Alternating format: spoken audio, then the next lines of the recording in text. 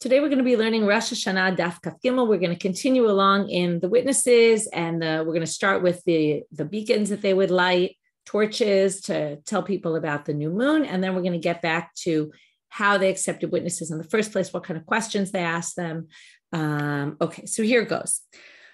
Our Mishnah had said that they would, originally, they would light these beacons, these torches, and then eventually we changed that because of the mess up with the Shomronim, which we weren't sure exactly whether it was intentional or unintentional. It was causing confusion.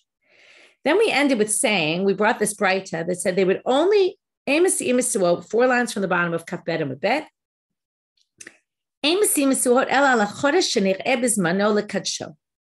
you would only do it on a 29-day month. If it was seen in its time, that means on day number 30, then you would light the beacons. And then when would you light them? So again, let's just get it straight. 29 days, the night of the 30th, which is basically between 29 and 30.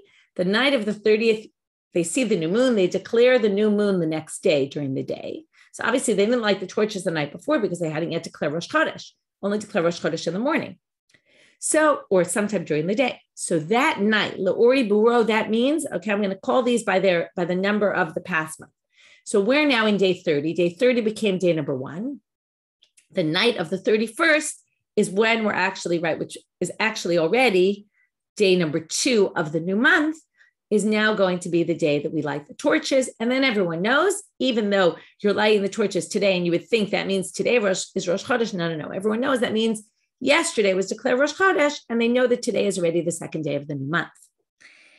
So now the Gemara says, wait, so you don't light the torches at all when it's a full, right? When it's a 30-day month, which means day number 31, they would declare Rosh Chodesh, and then theoretically they would light the torches the night of the 32nd. They don't do that. My time. What's the reason? What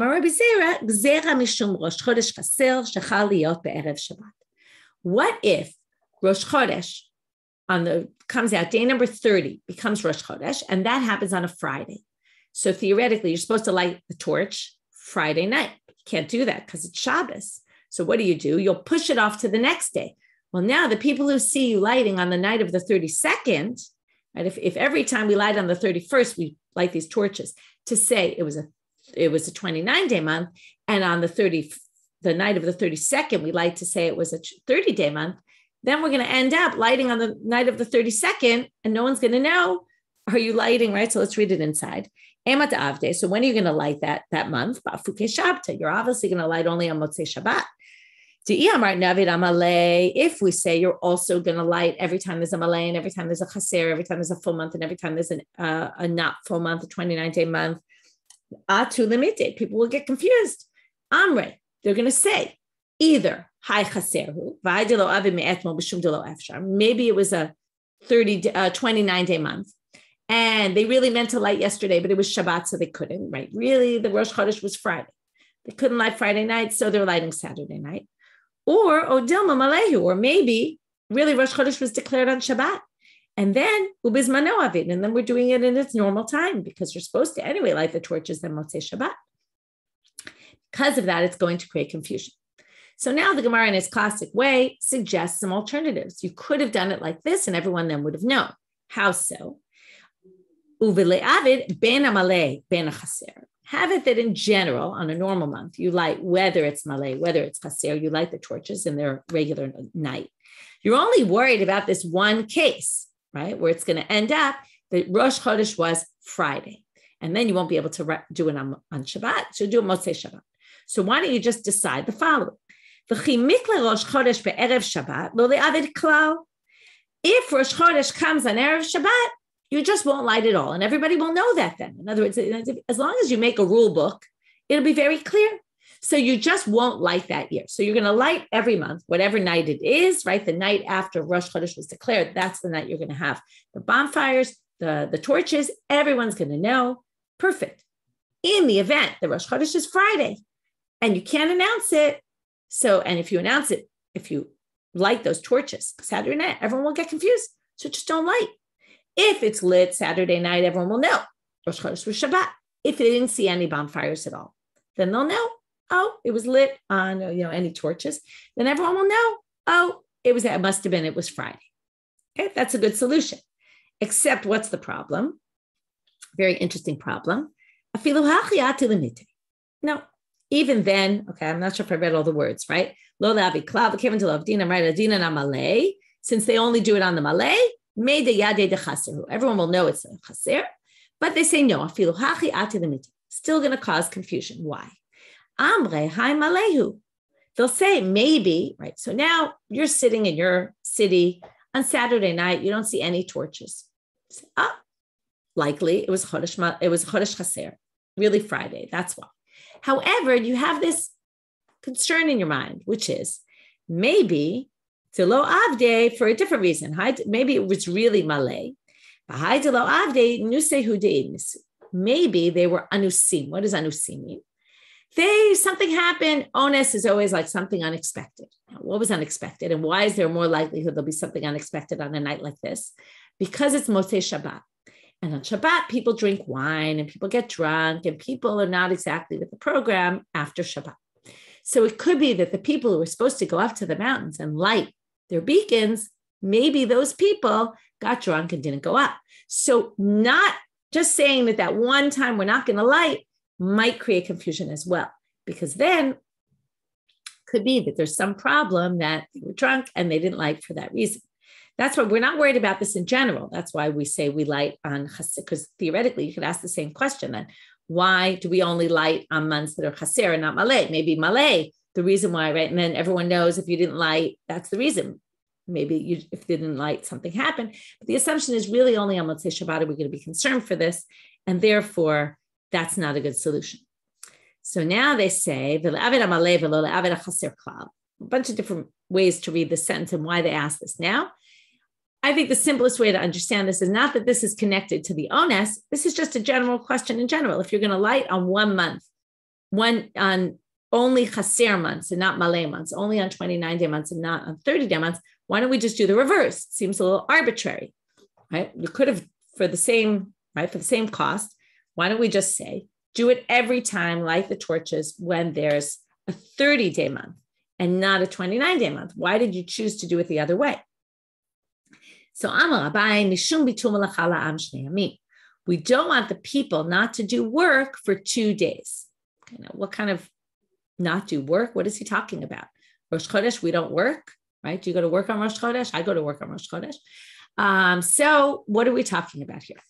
So Rashi says, we're talking about Rosh Hashanah, okay? Says, we don't want, when it comes to Rosh Hashanah, again, this is the time before they instituted the whole 2 days of Rosh Hashanah that we now do differently from 2 days of Rosh Chodesh, right? Now we do it because we want to remember what was then. We know really the first day is the first day of the month because we know Elul is always Chaser, Rosh Hashanah always starts Aleph and Bet, whereas Rosh Chodesh is always, right, 2 days of Rosh Chodesh, we have the first day is the last day of the previous month, Lamed, and the second day is the first day of the next month.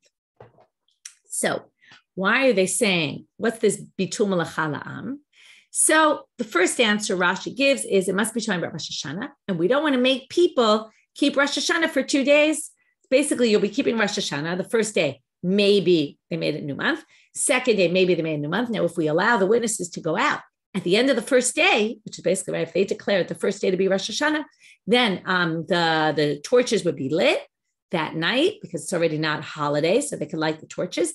Everyone would know that tomorrow they can do work and it's not the second day of Rosh Hashanah. So because of that, that's why. But, okay, you're all I see in the chat getting to where Tosfot. Okay, you obviously must have read Tosfot or at least heard it from somewhere else. So now we have Tosfot who says, what are you talking about, Rashi? Okay, he even says it in the language. If you look at it, the 7th line down in Tosfot, Ulechinam dachak lefaresh Rosh Hashanah. Rashi, for no reason, explained this as Rosh Hashanah. He could have easily explained that this is talking about every month. Because this refers to every Rosh Chodesh. It was customary. Okay, it wasn't like an Isur Malacha like from the Torah, but it was customary not to work on Rosh Chodesh. Here he seems to be talking about men also, and you'll see why in a minute, and we'll get to this in Megillah.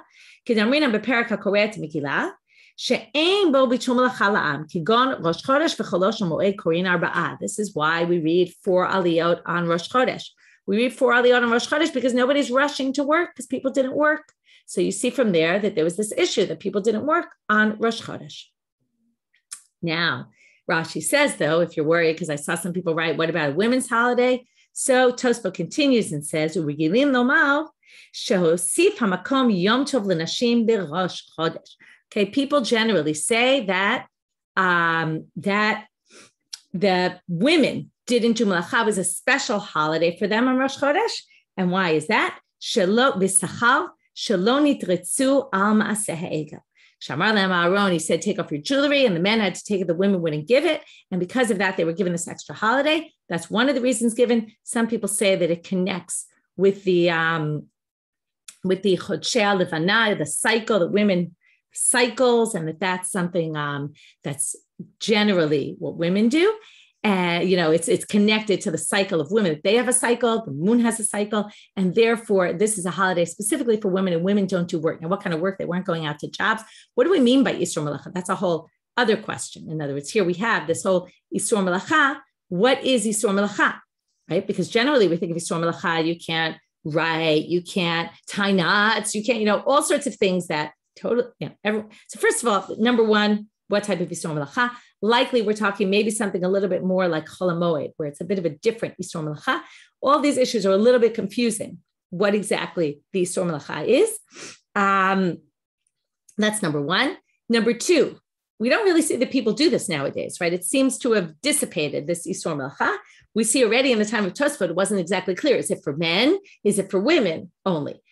Lack of clarity about that issue. And like I said, people aren't really so careful about this nowadays. And what malacha are we talking about for the women? It's probably they didn't do the housework. Okay, right? That was really a holiday for them, right? They worked all day in the housework, doing all sorts of hard labor in the house. So that's probably what we're talking about. They didn't do, let's say drawing the water from the well, or, and then again, you have to worry if they weren't doing housework, then how did the house function? Anyway, good question, right? These are all questions, things that are not exactly clear about this whole sugya. It's one of these issues that's a very unclear issue. What exactly malacha are we talking about? And anyway, it's interesting to see the Rashi and Tosfot have this debate. It seems maybe Rashi didn't know from such a thing, right? Maybe that's why he assumed it was Rosh Hashanah, and maybe where Tosfot, in the time of Tosfot, people weren't careful about this. Anyway, it's a whole interesting question. Okay, moving on. Right? And this, by the way, is in Megillah, it also comes up exactly this. What's this Yisro Malacha? We talk about Bitul Malacha and why there's 4 Aliyot, etc.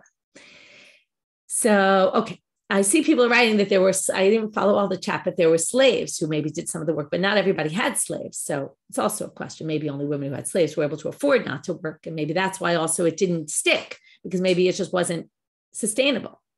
Anyway, it's definitely likely, and if people didn't go to work every Rosh Chodesh, it also might not have been so sustainable. So anyway, the whole idea here, just so I explain the answer, because I got off on a tangent, but what was the answer?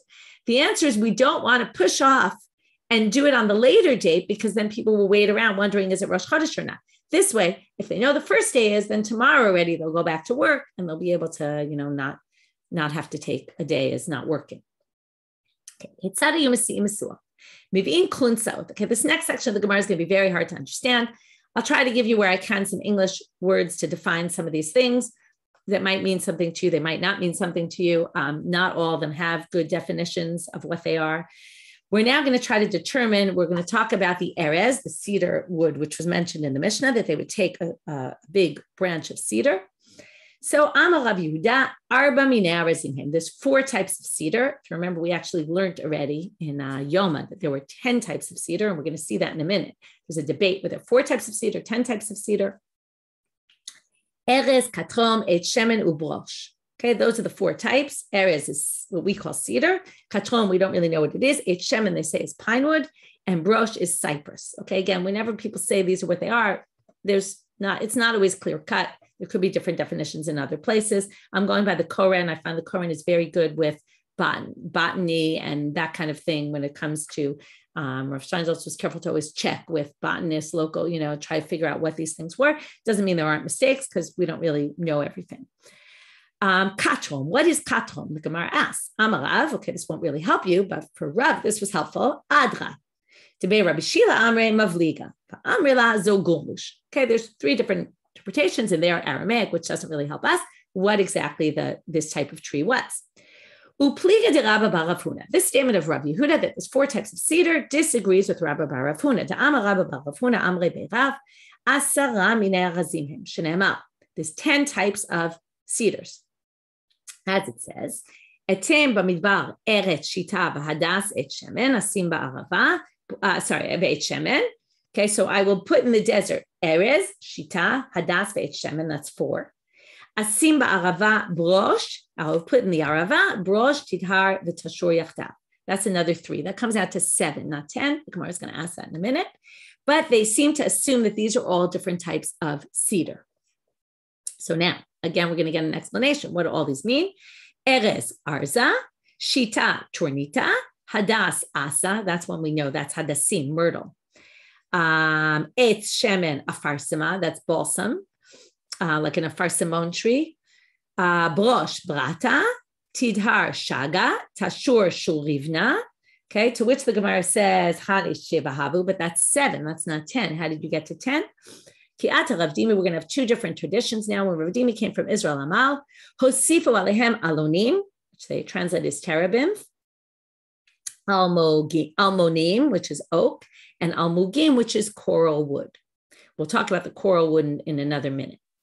Alonim, the Gemara says, is butme. Alonim or butme. Almonim or balute. It sounds like a bit of a, they all sound kind of the same, right? These 3 types. Almugim kesita. So, some people say, no, it's aronim, armonim with an ayin. All the rest are with an aleph. This one's with an ayin, which aronim, they translate in the Koran as a bay tree. Armonim is a plane tree. And almugim, which is again the coral wood. Aronim, are, with an ayin.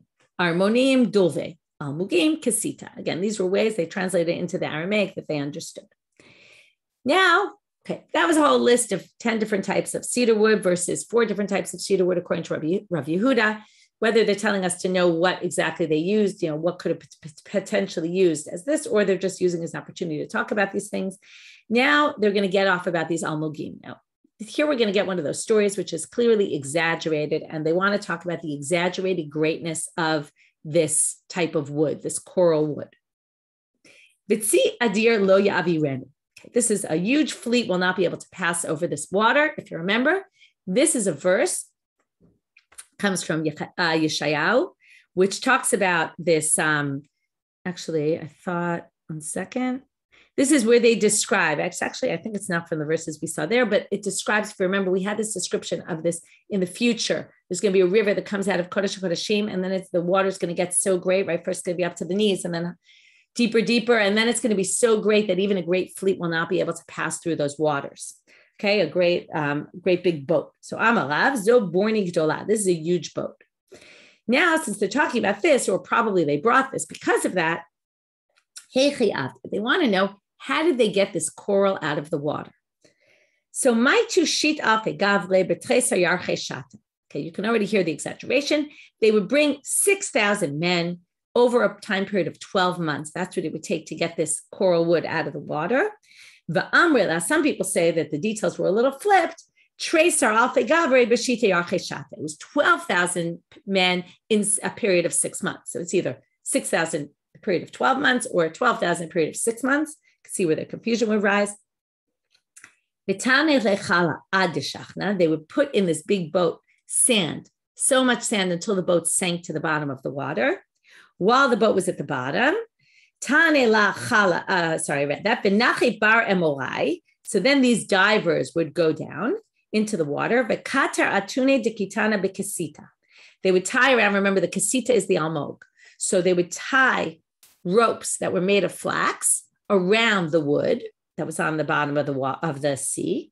And then they would tie the other end of it to the boat.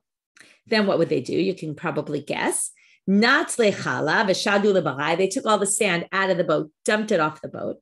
As it would rise up, it would pull up the wood with it, and then they would be able to get it out. Now, once we got the wood out, now it's going to talk about how amazing this wood was. This very expensive wood. First of all, if it took that to get it out, you would imagine it would cost a lot of money. It would be valuable because otherwise, why would you go through all that process? So they say, it was worth double its weight in silver. In other words, 2 times the weight of silver, right? You would say this weighs X amount, right? 1 kilo. For every 1 kilo, it's worth 2 kilo in silver. Tlat Parvata Havyan. There were 3 ports at the time. Tarte Be'aramai, 2 belonged to the Romans. V'chade de Be'parsai, 1 to the Persians. De Be'aramai maskin kasita, in the port of the Romans, they would sell this kasita. They would take this kasita out of the water and sell it. De Be'parsai maskin marganita, they would sell pearls. Umikaria Parvata Dimashik. The one of the Persians is called the royal port, okay, because there they would sell the pearls. And that was a big story why they told us this. I'm not really sure why, but they want to tell you about the unique nature of this coral wood. Amar Rabbi Yochanan. Now Rabbi Yochanan is going to start with this verse that we started in the beginning about how many different types of cedar was there. And we quoted this pasuk about the 10 types, which really only had 7 in them, that said, Etem b'midbar eretz shita. I will put in the desert, I will plant the following trees. So Rabbi Yochanan darshans this pasuk and says, Kol shita v'shita shenatlu nochlim Yerushalayim, atira kadosh baruch hu lachziran la.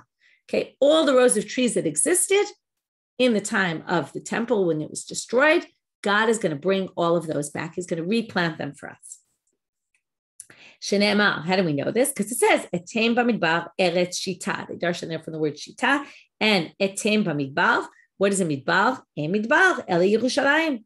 Jerusalem is a desert. Why is Jerusalem called a desert? Shenemar Tzion Midbar Hayata. This is describing the destruction. It became desolate, right? It was a desert. There's nothing growing there. So when God says, I'm going to bring into the desert, what he means is I'm going to take into a place that all the trees were taken from. I'm going to bring them all back. So that's a miraculous thing that God is going to bring back the trees that were destroyed then. V'amar Rabbi Yochanan. Okay, other things Rabbi Yochanan is going to learn from that pasuk. And from there, we're going to get off into topic about the importance of teaching Torah. Anyone who learns Torah but doesn't teach it, he's like a beautiful myrtle branch in the desert. Nobody appreciates it, right? You can have Torah, you can learn it. But if you don't pass it on to other people, it's like this beautiful thing in the middle of nothingness. However, some people say it the reverse. If you're living in a place where there's no other Talmidei Chachamim and you teach Torah there, that is Domeh Lahadas Bamidbar, D'chaviv. This is looked at as a beautiful thing. It's like putting this beautiful myrtle branch in the middle of a desert where there's nothing and there's no Torah going on. There are people. Right? The first one assumed there were no people to appreciate it. Here it's saying, no, there's people and you're giving them something that no one else can give them because they're living in a place where there's no Talmidei Chachamim. So either which way you look at it, it's talking about the importance of teaching Torah, whether it's people who have no one to learn Torah from, or whether it's for just teaching in general. And that it's almost saying, the first one is saying the whole point of learning Torah is to be able to pass it on to others. And if you don't do that, it's almost like you're missing something, right? You haven't gotten there. For all those who aren't Torah teachers, don't worry. There's always time, right? And there's ways of teaching that doesn't have to be formal teaching, just talking about it at your table, passing it on to others. That's already part of the teaching process. Amar Rabbi Yochanan. Oy lahem l'ovdei kochavim. By the way, it's a good plug for being active in your Hadron WhatsApp groups, right? And the more you talk about your Torah and pass it on to others, that's a good thing. V'amar Rabbi Yochanan, oy lahem l'ovdei kochavim she'en lahem takana. In this context of the importance of Talmidei Chachamim, he says, woe is to the Gentiles that they will never have a way to fix what they have done. We're going to see in a minute what they did. Shneimar, tachat hanechoshet. Okay, this is a verse in Yeshayahu. In place of nechoshet avi zahav, I will bring gold. Tachat abrazel, in place of the iron, I'll avi kesef, I'll bring silver. Tachat eitzim nechoshet, instead of the eitzim, you'll have copper. Tachat avanim barzel, in place of stones, you'll have the iron. Okay, this is basically, things will be better. Tachat Rabbi Akiva v'chaverav mai mevi'im. But you can't replace Rabbi Akiva and his friends and the Romans, as you know from the stories we have of the 10 Harugei Malchut, right? Whether it was 10 or more or less, right? It's almost a bit of a story, that whole thing, but they killed a lot of the Talmidei Chachamim. And as a result of that, we lost our big teachers, and there's no replacement for that. And therefore they will, right? So there's all these things will be replaced, right? The gold, the silver, or it will be turned into gold, right? And this, but there's no replacement for these Talmidei Chachamim, these amazing teachers that we had, and therefore there's no way to fix what the Gentiles did. Almost there, and Alehem hu omer v'niketi damam lo niketi. Keti damam lo niketi means some blood can be cleansed, some blood can't be cleansed, and their blood they shed here will never be able to be cleansed. Okay, back to our topic. We got very sidetracked. Okay, we got sidetracked into different types of woods. From there, we got sidetracked because of those verses into what they reflected, right? That there was something more to it than just the wood in those verses, but it was all about God bringing back things that were taken away from us, and also the importance of teaching Torah, even in, let's say, the desert or something like that. And now we're going to move on back to our Mishnah. And one of the things was Umi Beit Baltin. Right, so the last place was Beit Baltin, and it said in the Mishnah there, I'll read it again so that you see, because we're going to darshan it right now. So remember, they did it. And again, if you haven't read Shuli Mishkan's article, I highly recommend reading it, which gives a bit of where these places are, what we know about them, how they did it. Talks about some history about the Romans, how other people used beacons as ways of, in history, as ways of passing on information.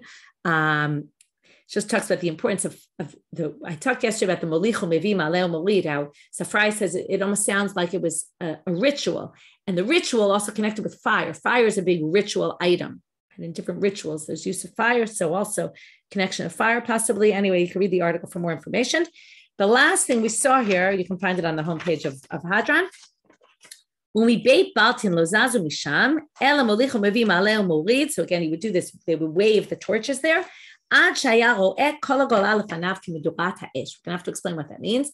Until they saw all of the golah, the exile, which obviously doesn't mean all of the exile, likely means Babylonia, although even that is very difficult because it was very far from Babylonia. You can actually see, if you have the Koran, there's a map, which kind of shows where they are, and you see how far, right? You see that the mountains in Israel aren't so far away from each other. I mean, they are to a certain extent, as Julie said in her article, that they tested it out and you really couldn't see from one to the other, but all the more so, getting all the way to Babylonia sounds very exaggerated. It would be hard pressed to know that they could really see from there.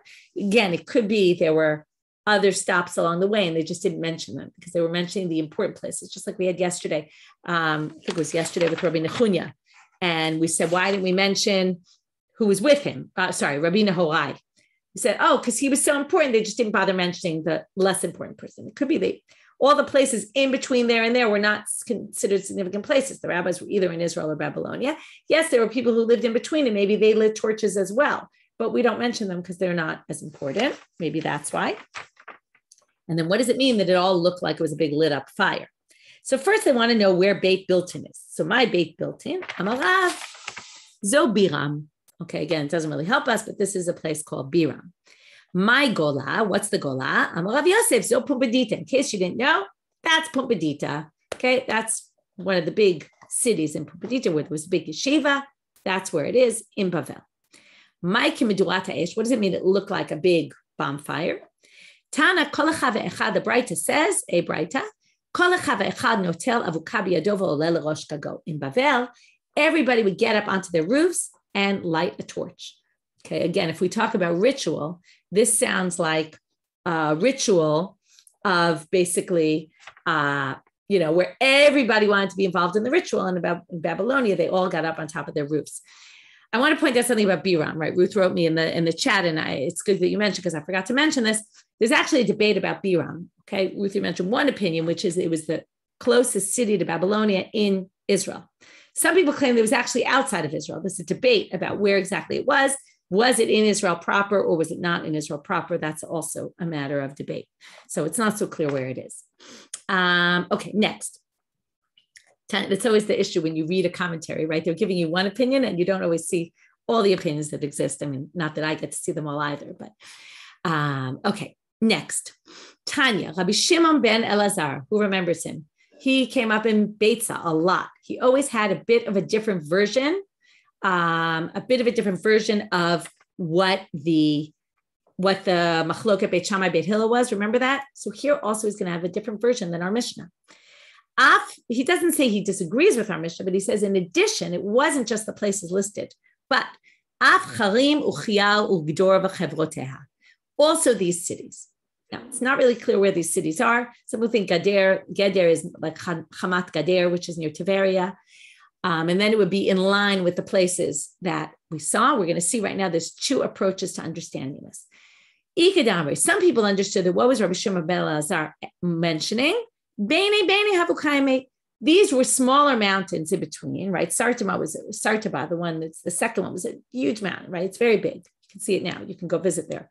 In fact, Julie, who's in our Shiur, sent pictures on Sukkot. She had gone to visit there. It's one thing my family's been talking about for years, that we want to go hike there.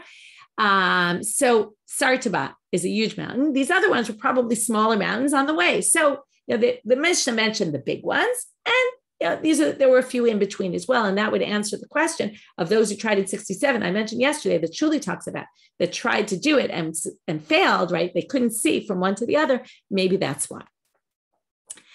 Some people say they were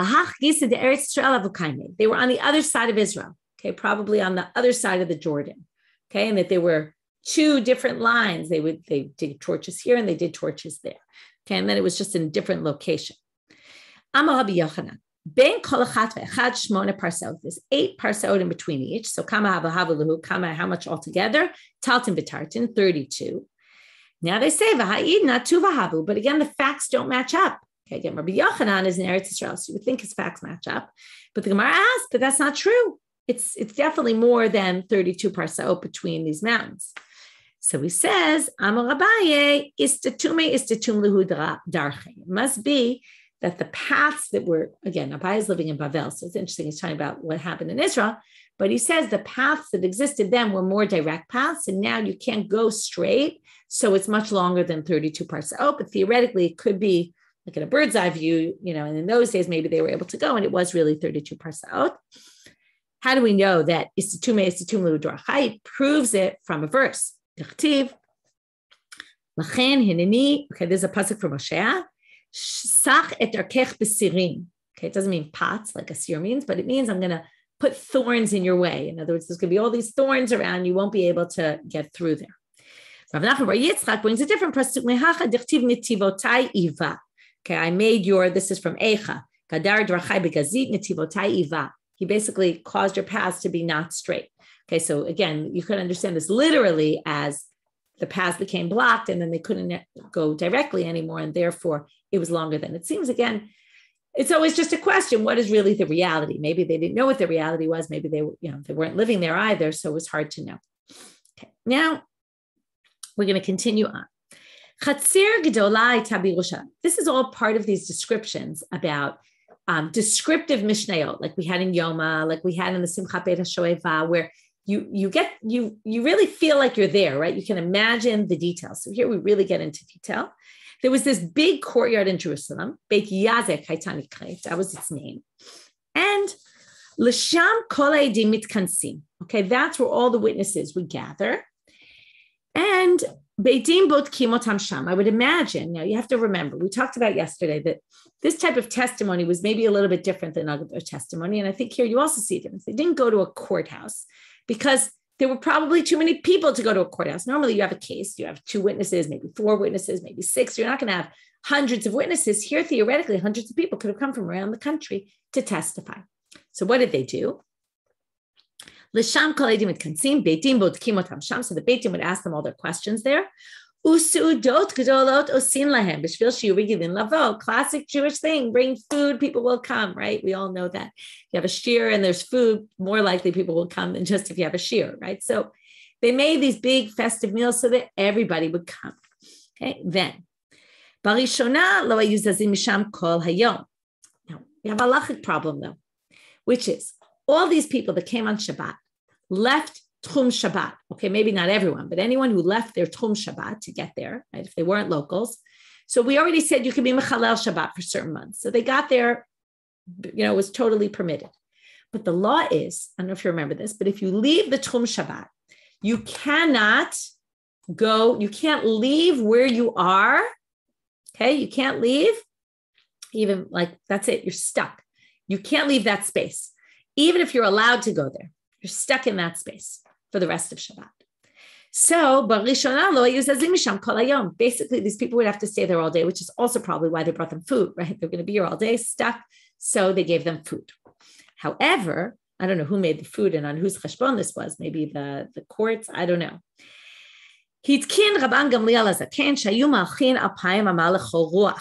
So Rabban Gamliel said, you know what? Again, Rabban Gamliel right, he was trying to figure out how to allow everybody to come. Remember, he got upset with the people who stopped the witnesses from coming. He's always worried that people won't come and testify in the court. He said, you could go 2,000 cubits in all directions. Below Elu Bilvad, not only these people. So basically, you're going to be treated like the people of the city. Okay, you're not going to be stuck in this courtyard. You can go 2,000 cubits in any direction like the people of the city. You can't go all the way home if your home is farther than that, but at least you're not stuck right here. So now, Lo Elu Bilvad, he didn't make this, he didn't institute this change only for these people, but even for Af Chachama Haba Lialed, a midwife, Haba Latzim Adleka, firefighter who comes to save people from a fire, Min Agayis, from an enemy, right, like soldiers, Min Nahar, from a flood, to save the people, Min Mapolet, if a big avalanche happened and things fell on people. So the Rabban Gamliel as Aken instituted for all these people that you should be able to go 2,000 cubits from that city, wherever you were called in to come to, so that, right, these are all people that need encouragement, or certainly shouldn't be discouraged to come by thinking, oh, I'll be stuck there for all of Shabbat. Again, it doesn't actually get you all the way home. Now they have an interesting question. The word Beit Yazik. Is it Beit Yazik Tanan or Beit Yazik Tanan? Now, if you're not looking inside, you won't know what they mean, so I'll spell it out. Is it Yud Ayin Zayin Kuf, or is it just Yud Zayin Kuf? Now, what's the relevance? Well, it's a matter of what's the etymology of the word. Dichtiv, Beit Yazik Tanan, is it Beit Yazik with an ayin and Lishana Me'al Yehu, and that's a nice language. Dichtiv Vayazkeu Vayisakleu. So here it's he dug, right, Vayazkeu, I can't remember what the translation was. He dug it. Okay, this is, if you remember, Vayisakleu is where you take out the stones, right, to fix up the land. So he dug it, and then he took out the stones and he beautified it. So then Ya'azek is a positive word, and it would be positive because there were these big sudot going on. Or Dilma Be'i Yazik Tnan, Yazik Milashon Nezek, damages. Okay, or actually not damages, but Lishana Ditzara, who it's an actual, like a language of pain. You're handcuffed. Azikim are handcuffs. You're bound, you're stuck here. Okay, so not really nezek, as I said, but probably it comes from a similar root where it's a negative word.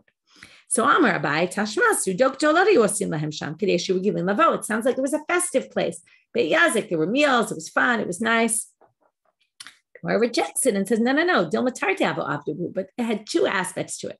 One is that it was festive. Two is that people were stuck there. So like tied up and handcuffed there because they couldn't leave because of the Tchum issue.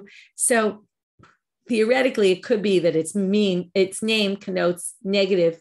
Maybe also it connotes both negative and positive in the combination of the two. Okay, next section. And this is a little bit difficult. I'll tell you why. We're going to now see how did they check the witnesses. And the difficult part is going to be to understand what questions they asked about the moon and the sun.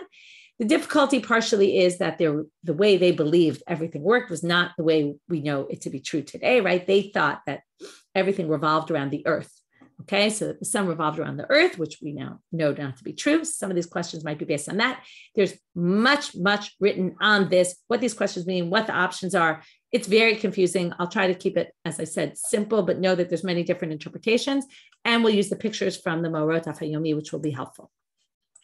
So I already put up the pictures here. You can see that there's pictures of, one second, there's pictures here of the boat. Okay, that's a Borneo. And you can see, sorry, they have these ropes tied from it, although it's not at the bottom of the sea. I'm not sure why. Okay, now we're going to start with our pick. Okay, so I'll put up the pictures even though we're not there yet. How would they check the witnesses? Zug Shabar Rishon Bodkin Oto Rishon. So it's first come, first serve. You showed up there first, you're the first one who's going to be asked. They bring in the biggest of the Dayanim, because this is done in the Sanhedrin of 71. And then they say to him, how did you see the moon? What did it look like? I just want to check 1 second. Oh, sorry, my mistake. The Gedolim is they bring in the biggest of the witnesses. Okay, in other words, there's two witnesses. They bring in the more prominent one, or I'm not sure exactly what, maybe the older one. They bring in the first one of the two. And they say to him, Emor ketzad ra'ita et levana. How did it look like? Lifnei chama or la'achar chama? Was it before the sun or after the sun? So here in the picture they show, okay, which we're going to see. Okay, if you look at the bottom, there's a guide here.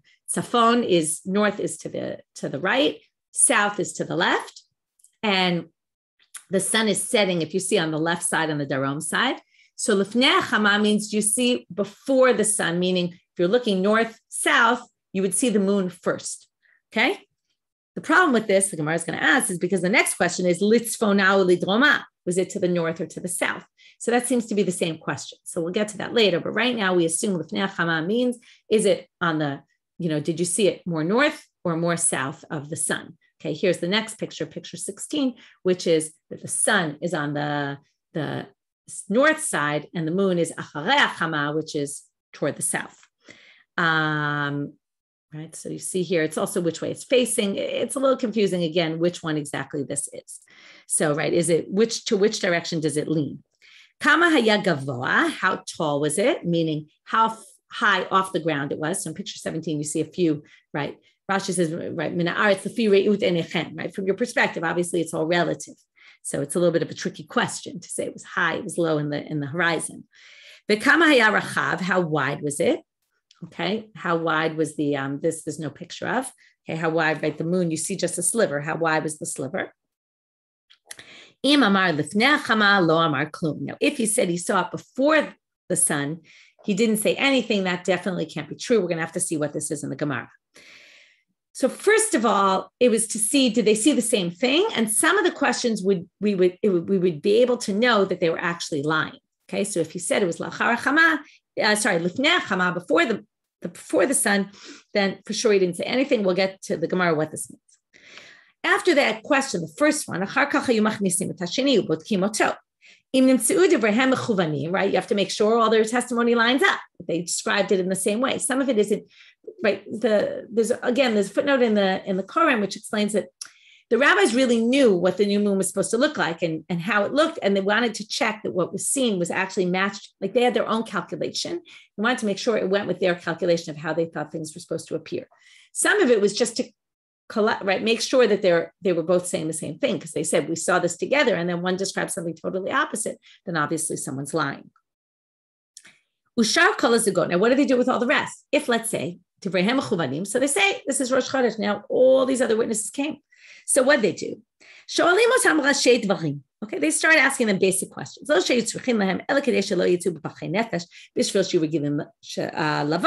We don't want to discourage them from coming again. So we ask them, we don't ask them all the questions and all the details, but we ask them a little bit just to make them feel good, right? that we're considering what they said. Otherwise, they're not going to come back. Again, we keep going back to that issue that there was this concern that people wouldn't come. So now the Gemara says, Hainu lifnei chama, hainu litzvona, hainu la'achar chama, hainu lidroma. It sounds like the exact same thing as we described before. So what possibly could you be saying? So Amar Abai pigimata lifnei chama o la'achar chama.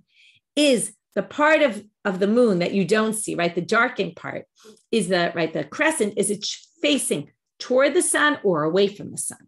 Okay. Im amar lifnei chama lo amar klum. If you're saying that the concave part was facing toward the sun, then for sure you're lying. Why is that? Because the sun always lights up the moon. So it obviously wouldn't be dark, the part that's facing the moon. Okay, so here's the picture of, right, to which direction is the pigima facing? Is it facing north? Is it facing south? Is it, right, that was litzvona or lidroma. But lifnei or acharei, is it facing, right, is here. Here's a picture of pigimata acharei chama, which would mean, here you can see, in picture 20, on the right, that is the concave part is away from the sun. According to P'kimata Lifnei Chama, it would be facing toward the sun, which again, it would be lit up because the sun lights it up. So it's definitely an impossibility. Now, the Gemara doesn't say it's an impossibility because of what we know to be true astronomically. They explain it from Psukim. God is so great that he makes peace in the heavens. What does it mean he makes peace in the heavens? He makes peace between all the sun and the moon. Now, we know there's this legend about the sun and the moon, right? And basically the moon, they both wanted to rule. And then the moon says, I'll make myself smaller. And, but he's embarrassed about the fact that he's not always seen. So, never was that the sun, now again, we can explain this from a physics perspective, right? From the way the light hits and all that, we can explain it, but the sun never saw the darkened part of the moon and never the inner part of the rainbow. So why is that? Because the moon will be embarrassed in front of the sun, right? He doesn't want to show his weaknesses to the sun. He wants to look like, oh, I'm as glorious as you are. And that keeps them friends, right? Shalom in the Romim.